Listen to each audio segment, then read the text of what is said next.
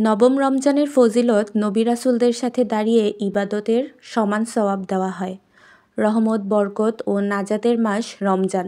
এই মাসটি জুড়েই রয়েছে মুমিনদের জন্য অফুরন্ত রহমত ও খোদা তাআলার পক্ষ থেকে ক্ষমা পাওয়ার সুযোগ। সেই সাথে বরকতের নিয়ামত তো আছেই। এই কারণে ইবাদত বন্দিগির মাধ্যমে মাসটি অতিবাহিত করেন মুমিনগণ। আজ রমজানের নবম দিন। এই দিনে রোজাদারদের নবী রাসূলদের সাথে দাঁড়িয়ে ইবাদতের সমান সওয়াব দেওয়া হয়। এজন্য সিয়াম সাধনার মাধ্যমে আমাদেরকে আল্লাহর সন্তুষ্টি অর্জনের সচেষ্ট হতে হবে। নামাজ ও রোজার পাশাপাশি কোরআন তিলাওয়াত, জিকির সহ এই বরকতের মাসটিকে কাটাতে হবে।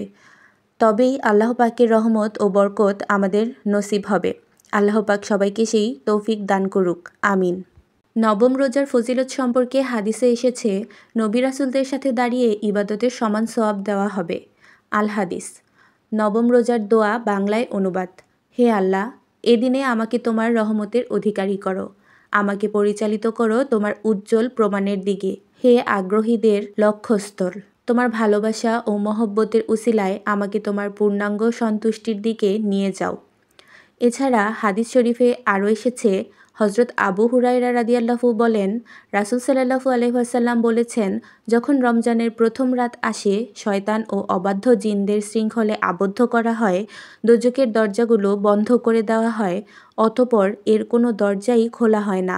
বেহেশতের দরজাগুলো খুলে দেওয়া হয়, অতঃপর এর কোনো দরজাই বন্ধ হয় না। রমজানের ফজিলত সম্পর্কে বিখ্যাত সাহাবী হজরত আবু ইবনে ওমর রাদিয়াল্লাহু থেকে একটি হাদিস বর্ণিত হয়েছে। তিনি বলেন, নবী করিম সাল্লাল্লাহু আলাইহি ওয়াসাল্লাম বলেছেন, রমজানের জন্য বেহেশত সাজানো হয় বছরের প্রথম থেকে পরবর্তী বছর পর্যন্ত। তিনি বলেন, যখন রমজান মাসের প্রথম দিন উপস্থিত হয়, বেহেশতের গাছের পাতা হতে আরশের নিচে বড় বড় চোখ বিশিষ্ট হুরদের প্রতি বিশেষ হাওয়া প্রবাহিত হয়। তখন তারা বলে, হে পালনকর্তা, আপনার বান্দাদের মধ্য হতে আমাদের জন্য এমন স্বামী নির্দিষ্ট করুন, যাদের দেখে আমাদের চোখ জুড়াবে এবং আমাদের দেখে তাদেরও চোখ জুড়াবে। সবাইকে আবারও রমাদান মোবারক। সবাই ভালো থাকবেন, সবাইকে ভালো রাখবেন। আল্লাহ সবাইকে হেদায়েত দান করুক। আল্লাহ হাফেজ। আসসালামু আলাইকুম। নবম রমজানের ফজিলত নবী রাসূলদের সাথে দাঁড়িয়ে ইবাদতের সমান সওয়াব দেওয়া হয়। রহমত, বরকত ও নাজাতের মাস রমজান। এই মাসটি জুড়েই রয়েছে মুমিনদের জন্য অফুরন্ত রহমত ও খোদা তাআলার পক্ষ থেকে ক্ষমা পাওয়ার সুযোগ। সেই সাথে বরকতের নিয়ামত তো আছেই। এই কারণে ইবাদত বন্দিগির মাধ্যমে মাসটি অতিবাহিত করেন মুমিনগণ। আজ রমজানের নবম দিন। এই দিনে রোজাদারদের নবী রাসূলদের সাথে দাঁড়িয়ে ইবাদতের সমান সওয়াব দেওয়া হয়। এজন্য সিয়াম সাধনার মাধ্যমে আমাদেরকে আল্লাহর সন্তুষ্টি অর্জনের সচেষ্ট হতে হবে। নামাজ ও রোজার পাশাপাশি কোরআন তিলাওয়াত, জিকির সহ এই বরকতের মাসটিকে কাটাতে হবে। তবেই আল্লাহ পাকের রহমত ও বরকত আমাদের নসিব হবে।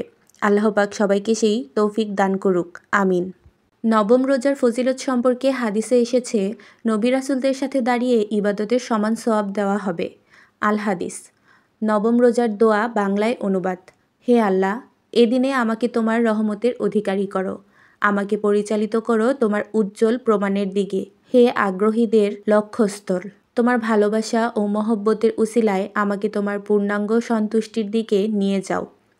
এছাড়া হাদিস শরীফে আরও এসেছে, হজরত আবু হুরায়রা রাদিয়াল্লাহু বলেন, রাসূল সাল্লাল্লাহু আলাইহি ওয়াসাল্লাম বলেছেন, যখন রমজানের প্রথম রাত আসে, শয়তান ও অবাধ্য জিনদের শৃঙ্খলে আবদ্ধ করা হয়, দোজখের দরজাগুলো বন্ধ করে দেওয়া হয়, অতঃপর এর কোনো দরজাই খোলা হয় না। বেহেশতের দরজাগুলো খুলে দেওয়া হয়, অতঃপর এর কোনো দরজাই বন্ধ হয় না। রমজানের ফজিলত সম্পর্কে বিখ্যাত সাহাবী হজরত আবু ইবনে ওমর রাদিয়াল্লাহু থেকে একটি হাদিস বর্ণিত হয়েছে। তিনি বলেন, নবী করিম সাল্লাল্লাহু আলাইহি ওয়াসাল্লাম বলেছেন, রমজানের জন্য বেহেশত সাজানো হয় বছরের প্রথম থেকে পরবর্তী বছর পর্যন্ত। তিনি বলেন, যখন রমজান মাসের প্রথম দিন উপস্থিত হয়, বেহেশতের গাছের পাতা হতে আরশের নিচে বড় বড় চোখ বিশিষ্ট হুরদের প্রতি বিশেষ হাওয়া প্রবাহিত হয়। তখন তারা বলে, হে পালনকর্তা, আপনার বান্দাদের মধ্য হতে আমাদের জন্য এমন স্বামী নির্দিষ্ট করুন, যাদের দেখে আমাদের চোখ জুড়াবে এবং আমাদের দেখে তাদেরও চোখ জুড়াবে। সবাইকে আবারও রমাদান মোবারক। সবাই ভালো থাকবেন, সবাইকে ভালো রাখবেন।